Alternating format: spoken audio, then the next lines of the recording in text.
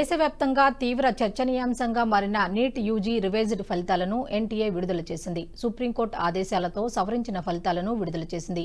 Paper leak అయిందని పలువురు అభ్యర్థులు వివిధ రాష్ట్రాల్లో పిటిషన్లు వేయగా అన్నింటినీ కలిపి సుప్రీంకోర్టు విచారించింది.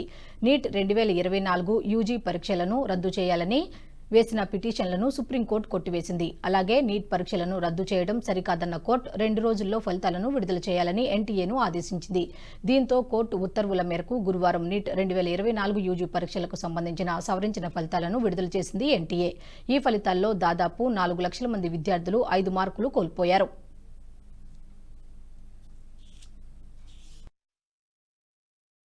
ఈ వీడియో మీకు నచ్చినట్టయితే లైక్ చేయండి, 10 మందికి షేర్ చేయండి. అలాగే కామెంట్ల రూపంలో మీ అభిప్రాయాలను మాతో పంచుకోండి. Nationalist hub group of channels ను సబ్స్క్రైబ్ చేసుకుని తెలుగునాట జాతీయవాద జర్నలిజాన్ని ప్రోత్సహించండి. ఈ వీడియో కింద ఉన్న బెల్ ఐకాన్ పై క్లిక్ చేయడం మర్చిపోవద్దు.